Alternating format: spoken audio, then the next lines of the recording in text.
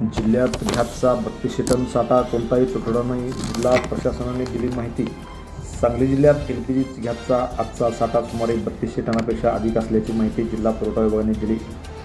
2000 टनाहून अधिक LPG gas मार्गस्थ आहे. पेट्रोल आणि डिझेलचा पुरवठा मागणीप्रमाणे केला जात असून कोणताही तुटवडा निर्माण झालेला नाही, असे जिल्हा प्रशासनाने माहिती दिली.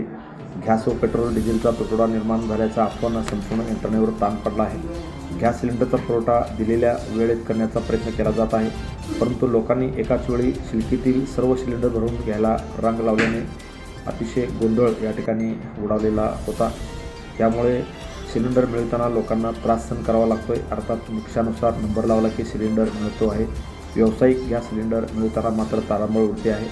जिल्हाधिकारी अशोक काकडे यांनी जाहीर केलेल्या माहितीनुसार जिल्ह्यात HCPCL कंपनीचा 3109 टन गॅस शिल्लक असून 1966 टन LPG मार्गस्थ आहे. BPCL कंपनीचा 97.5 टन गॅस शिल्लक असून 116 टन मार्गस्थ आहे. IOCL कंपनीचा 3100 टन साठा शिल्लक आहे. पेट्रोलचा पुरवठा सामान्य करण्याचा प्रयत्न सुरू आहे.